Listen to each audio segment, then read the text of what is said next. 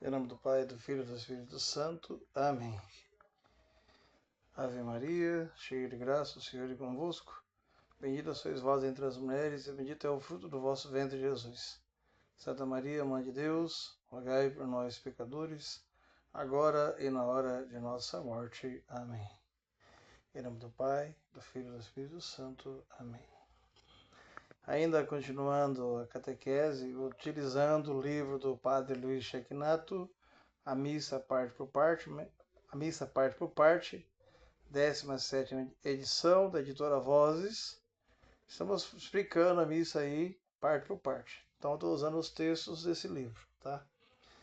E nós falamos, sobre os ritos iniciais, procissão de entrada, comentário, o padre beijar o altar, as vestimentas do padre, os objetos usados na liturgia. Falamos sobre os ritos iniciais, falamos do ato penitencial. E agora nós vamos falar sobre o Glória, O Glória, que tem a fórmula, que se é usado na missa, Glória a Deus nas alturas e paz na terra aos homens por ele amados, Santa Isabel da Turingia era filha do rei André II da Hungria e casada com o duque Luís S. da Turingia. Empolgados pela fé, os cristãos da Europa organizaram exércitos e partiram para a Terra Santa a fim de libertar o Santo Sepulcro que estava em poder dos infiéis. O duque Luís partiu para a guerra. Certo dia, Isabel recebeu um mensageiro com essa triste notícia. O seu marido havia morrido no combate. Era o dia 11 de setembro de 1227. Mas o seu calvário estava apenas no começo. Logo em seguida, o cunhado Henrique expulsou do castelo de Wartburg e se apossou de todos os bens dela. Isabel saiu com 4 filhos menores à procura de abrigo. Um camponês lhe cedeu um rancho para defender-se do frio. Por volta da meia-noite, Isabel ouviu o sino de um convento, anunciando a oração dos frades. Imediatamente, Isabel se dirigiu para lá e pediu aos frades que cantassem glória, a fim de louvar e bendizer a Deus por estar livre das vaidades e compromissos da corte. Então, o hino de louvor. O Glória é um hino de louvor à Santíssima Trindade. Louvamos o Pai, o Filho e o Espírito Santo, expressando através do canto a nossa alegria de filhos de Deus. Vem logo depois do ato penitencial, porque o perdão de Deus nos faz felizes e agradecidos. É motivado por uma alegria que transborda de nosso coração de maneira espontânea. O paralítico, curado à porta do templo, deu um salto, pôs-se de pé e começou a andar. Entrou no templo, saltando e louvando a Deus. E todo o povo viu a caminhar e louvar a Deus. Atos 3, do 8 ao 9. Maria, ao anúncio do anjo, exclamou: minha alma engrandece o Senhor e meu espírito exulta em Deus, meu Salvador. Lucas 1, 46 a 47. Os anjos cantaram glória no nascimento de Jesus. Lucas 2, 14. E Simeão proferiu um hino de alegria ao ver Jesus. Lucas 2, do 29 ao 32. Na Bíblia Sagrada, lemos essa recomendação. Sob a inspiração da graça, cantai a Deus de todo o coração. Salmos, hinos e cânticos espirituais. Colossenses 3, 16b. O Glória é um hino de louvor dos mais antigos. Vem desde os primeiros cristãos. Certamente foi inspirado no canto dos anjos que louvaram a Deus no nascimento de Jesus em Belém. Glória a Deus, o mais alto dos céus, e paz na terra aos homens por ele amados. Lucas 2,14. Primeiro se dizia paz na terra aos homens de boa vontade. Agora se diz aos homens por ele amados. As palavras são diferentes, mas o sentido é o mesmo. Na verdade, o amor de Deus é para todos. Mas nem todos aceitam o amor de Deus. Somente as pessoas de boa vontade se deixam amar por ele. E quem não tem no coração o amor de Deus não consegue glorificá-lo. O Glória é uma das mais perfeitas formas de louvor, porque se dirige ao Pai e a Jesus Cristo na unidade do Espírito Santo. Até a 8ª linha, nós glorificamos ao Pai.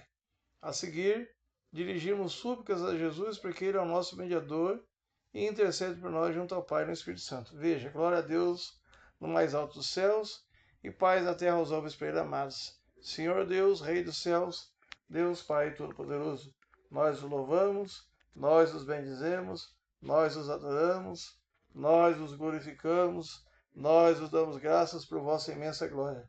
Senhor Jesus Cristo, Filho unigênito, Senhor Deus, Cordeiro de Deus, Filho de Deus Pai, vós que tirais o pecado do mundo, tende piedade de nós. Vós que tirais o pecado do mundo, acolhei a nossa súplica. Vós que estáis à direita do Pai, tende piedade de nós. Só vós sois o Santo, só vós o Senhor, só vós o Altíssimo Jesus Cristo, com o Espírito Santo, na glória de Deus Pai. Amém. Quando se diz o glória? O glória é cantado ou recitado nas missas solenes, seja nos domingos e sábados ou nas festas dos santos. Não se diz na quaresma e no advento, porque não são tempos próprios de se expressar alegria. E o glória é um hino de alegria. Não se diz em dias de semana, porque se for cantado ou recitado em dias comuns, perderia o seu sentido de festa e solenidade. Glória expressa, pois, a grande alegria da Assembleia Solene dos filhos de Deus, o que acontece aos domingos e festas. Outra coisa, o Glória é um hino oficial da liturgia, tem uma fórmula fixa. Às vezes se canta outros hinos um pouco diferentes. Lembrando então que deve, pelo menos, conservar o mesmo sentido de louvor e de glorificação de Deus que tem o Glória oficial escrito no Missal Romano. Depois, logo em seguida ao Glória, se faz uma oração que nós chamamos de coleta. Muitas pessoas pensam que coleta é aquele momento em que as pessoas estão passando a sacolinha, né, para pegar o dinheiro dos fiéis. Não. Coleta é aquela oração em que o padre fala, oremos, logo depois do Glória, em que se faz um instante de silêncio e as pessoas em silêncio, no silêncio do coração, elas vão colocando as suas intenções e aí o padre colhe as orações e oferece a Deus, por isso que é chamado de coleta. Aí eu começo a ler um textinho, tem uma historinha aqui, né? Certa cidade estava precisando de uma escola. Todos sabiam disso, mas ninguém tomava a iniciativa de ir ao governo do estado para pedir a construção da tal escola. Um dia, o Ildefonso criou coragem e foi falar com o governador. Seu pedido, porém, não obteve sucesso imediato. O governador disse-lhe, meu amigo, eu gostaria de ouvir mais gente sobre a necessidade dessa escola. Faça uma coleta de assinaturas e volte aqui com uma comissão. Aí vamos pensar no assunto. O seu Ildefonso conseguiu 3.000 assinaturas e voltou ao Palácio do Governo com uma caravana bem representativa. Prefeito, vereadores, professores, pais, crianças. E a escola foi aprovada e construída. O que quer dizer coleta? Todos sabem o que é o caminhão coletor do lixo ou uma coleta de assinaturas. Vem do verbo latino colligere, que quer dizer reunir, recolher, coletar. É daí que vem também o sentido da oração coleta. Ela quer reunir numa só oração todas as orações da Assembleia. Por isso, ela começa com oremos. É o convite do presidente da celebração para que todos os presentes se coloquem em oração. Esse oremos é seguido de uma pausa para que durante esse tempo de silêncio cada pessoa faça mentalmente a sua oração pessoal. Em seguida, o padre eleva as mãos e profere a oração oficialmente em nome de toda a igreja. Nesse ato de levantar as mãos, o presidente está assumindo e elevando a Deus todas as intenções dos fiéis. Tanto é que no final da coleta, todos respondem amém, para dizer que aquela oração é também sua. É como se cada um estivesse assinando a oração preferida pelo presidente. Há certas coletas que mostram bem como essa oração supõe as intenções da Assembleia e, portanto, é uma oração de todos os presentes. Veja, por exemplo, essa coleta do segundo domingo do tempo comum. Deus eterno e todo-poderoso, que governais os céus e a terra, escutai com bondade as preces do vosso povo e dai ao nosso tempo a vossa paz. A coleta é rezada de pé e logo após o Glória ou após o ato penitencial, nas missas simples em que não há o Glória, a coleta é rezada de pé e vem logo após o Glória, ou após o ato penitencial, nas missas simples em que não há o Glória. Além da coleta, existem mais duas orações oficiais da Igreja, proferidas pelo presidente, sem falar da oração eucarística, que é toda de competência daquele que preside a celebração. As outras duas orações são a oração sobre as ofertas, do ofertório, e a oração depois da comunhão. O Missal Romano diz, o sacerdote, presidindo a comunidade como representante de Cristo, dirige a Deus essas orações em nome de todo o povo santo e de todos os circunstantes. Por isso se chamam orações presidenciais. Essas orações proferidas pelo presidente da celebração têm três partes, invocação, pedido e conclusão. Vejamos, por exemplo, como aparece distintamente essas três partes nessa coleta do segundo domingo depois do Natal. Deus eterno e todo-poderoso, esplendor dos vossos fiéis, irradiai por todo mundo a vossa glória e manifestai-vos a todos os povos no fulgor dessa vossa luz. Por nosso Senhor Jesus Cristo, vosso Filho, na unidade do Espírito Santo. Amém. Nas duas primeiras linhas está a invocação, nas três do meio o pedido e nas duas finais a conclusão. As orações são dirigidas ao Pai em nome de Jesus, que é o nosso mediador, na unidade do Espírito Santo. A missa e a vida. Estamos falando de uma oração da missa, que é a coleta, mas a missa toda é uma grande oração. A oração de Jesus e de sua igreja, pois a igreja é o corpo de Cristo que preenche todo o universo. Efésios 1, do 22 ao 23. O certo é que irmos à igreja um pouco antes de a missa começar, para nos colocarmos.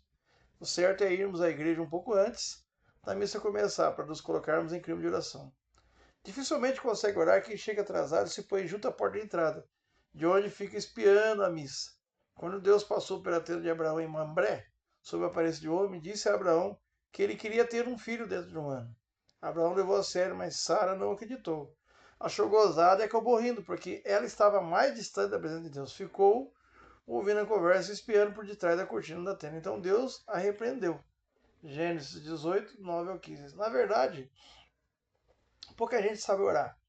Muitos nem dão condições para que Deus lhes fale. E o mais importante na oração não é o que dizemos a Deus, mas o que Deus tem a nos falar. Oração não é para que Deus faça a nossa vontade, mas para que nós façamos a vontade de Deus. O padre Fulgêncio Piacentini, né, de uma congregação religiosa, está aqui, o padre está falando do tal de padre Fulgêncio Piacentini, CP, não sei o que é, mas ele está dizendo assim, falando que o outro padre costuma dizer que para ser cristão, a gente precisa fazer o que Deus quer e querer o que Deus faz. Né? Então é interessante. Talvez hoje, ou mais tarde, ou talvez amanhã, a gente vai falar um pouco sobre a liturgia da palavra, né? Primeira leitura, salmo responsorial, segunda leitura, né? E depois o evangelho e homilia, tá? Então essa é a parte da liturgia da palavra. Então talvez mais tarde, ou talvez amanhã, a gente fale um pouco mais tarde sobre esse tema da missa, parte por parte. Ave Maria, cheia de graça, o Senhor é convosco. Bendita sois vós entre as mulheres, e bendito é o fruto do vosso ventre, Jesus. Santa Maria, Mãe de Deus, rogai por nós, pecadores, agora e na hora de nossa morte. Amém. Em nome do Pai, do Filho e do Espírito Santo. Amém.